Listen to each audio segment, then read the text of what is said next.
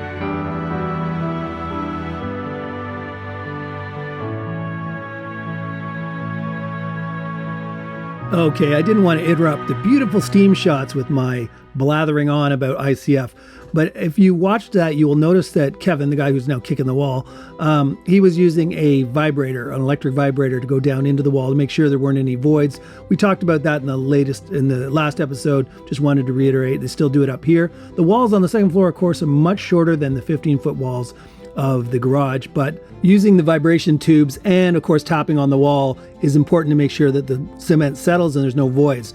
You'll see here that to get under the window boxes, which are kind of hard to pour from above, they actually have a slot in the base of each window, and then they pour cement in to make sure, obviously, there's no voids under your windows. We talked about that in the last episode as well. Well, not everything went perfectly smoothly. In the last episode, we were pouring those 15-foot tall garage walls, and they were worried about the pressure of all that wet cement, so they did it in thirds to make sure they didn't have a blowout. Well, as you can see here on the only second floor, which is not very tall, we had a blowout. So that means where some of the foam actually cracked and the wet cement just started pouring out onto the floor. So they had to come back here and, cut out that foam in a nice slot so then they could, uniformly cover it and then put up boards. They nailed boards all the way to the top and then they came back and filled in this area because the rest of it ended up on the floor. Don't worry, they scraped it up and put it outside so it didn't dry in a surface of the moon type of texture, so it's all fine. Other than that slight mishap, everything else went smooth. And speaking of smooth, you can see the top of the wall smoothed off. Then you're going to see Kevin here. He's going to be taking pieces of rebar and sticking it down into the cement so they stick up, because the next step is they're going to put like a wood plate on top, and then the roof trusses will sit on that plate, and those little pieces of rebar will stick through to make sure everything is held in there solid. So speaking of roof trusses, let's get on with that. Oh, but before I do, of course, got to show you the one final shot of the wall all intact, even with that little band-aid on one corner. It's fine, it's good. Anyways, as you can see, the guys have all gone home at this point from the finished pour. Next step, let's get those roof trusses on. This is the very first piece to go on. It's called a gable, and they assemble this on the ground, so it's very structurally rigid, so they can put it down, and then everything else is perfectly parallel to that. Now, this day was very windy. I mean, not so windy that it was dangerous, but windy enough that there was a little bit of concern of not only putting it down on the right spot, but not having it lean either in or out because of the wind pushing it. I think at this stage when the first pieces were going on, it wasn't as windy, but the very end of this with the other gable on the very other side is on. It's a huge gable because it covers the entire garage. And wow, that was a bit white knuckly. Is white knuckly even a word? Probably not, but you get my point. It was a bit like tense at times. So you can see now the other ribs of the roof are coming in one at a time. And as you can see, they're much thinner and much floppier. So what they would often do is on the ground, they would put those little 2x4 pieces already on them on the ground. So when they came up, these guys up here don't have to fight to make it parallel. It should be exactly parallel based on each one of those 2x4s being the same length. Now, I'm not phobic of heights, but then again, I don't like standing on the edge of a 2-story house, not tethered to anything, and just catching these wooden things flying in the wind and then securing them. Knowing my luck, I would trip on my shoelace or something and take a header right onto the gravel below. But yeah, these guys seem to do it without any concern at all.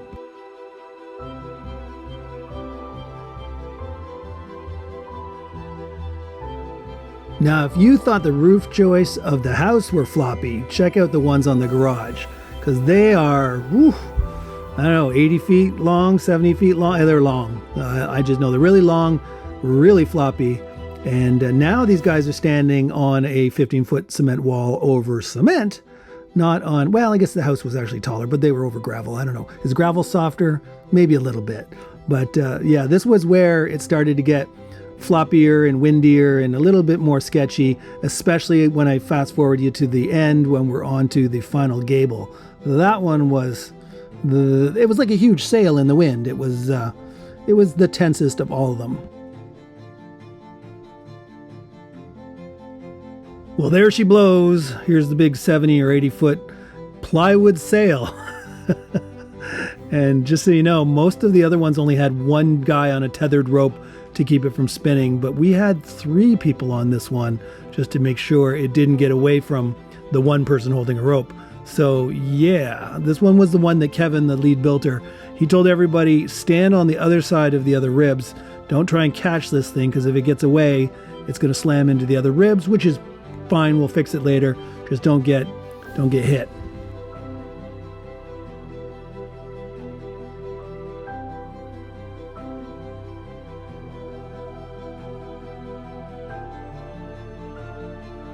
Now, at this point, it's just being held by the crane and guys are holding it, and somebody else is there with a level trying to make sure it's perpendicular perfectly, and they did the best they could. But the wind was really pushing on the top of this gable. They secured it at the bottom, and I wouldn't have noticed a thing. And that's one thing I give full kudos to Kevin, the builder. After this was done, he noticed it was leaning in just a tiny bit. Like, I mean, we're talking an inch. And I'll show you the next day how him and 2 other guys spent numerous hours using my excavator to try and pull the top back out so they could reattach it perfectly straight. I swear if you didn't point at it and tell me it was crooked, I would have never noticed. But Kevin, the perfectionist, thank goodness, you want your builder to be that way, I noticed it and fixed it without me even saying anything. Addition to the building family today, rented Genie. So they're going to finish the peak of the house there, and fix that one joist that's too tall and kind of wonky at the top. I don't know why they made a double peak for this house. It doesn't have a double peak. And then they're going to start sheeting, I guess, since they rented the Genie. It's supposed to rain next week. This is Thursday. Friday, they're supposed to have the cement guys come pour all the walkways around the veranda around the house, so they'll be busy tomorrow for sure. So they might be doing both tomorrow, the cement and the sheeting, since they rented this Genie. I'm sure they're going to get it done as quickly as they can and then return this thing. Look what just showed up. It's my wood boiler, Heatmaster G10000 gasification wood boiler, high efficiency, and it's going to be placed by this guy's crane truck right on this pad.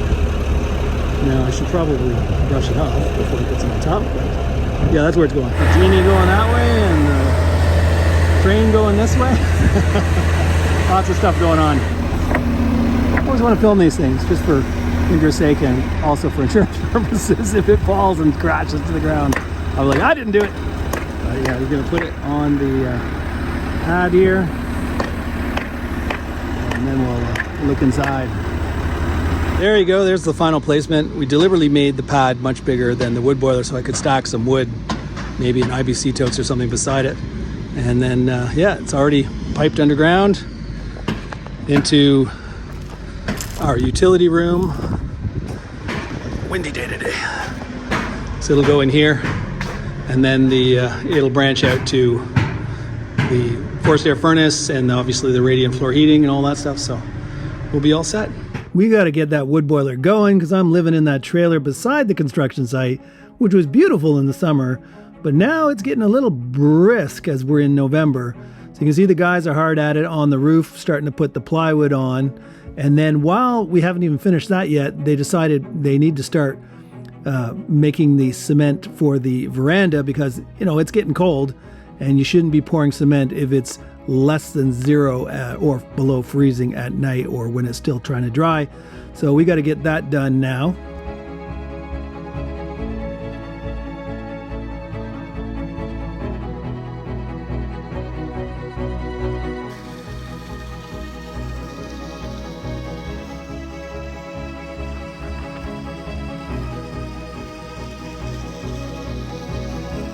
Then it was time to get back to focusing on finishing the roof before it rains anymore.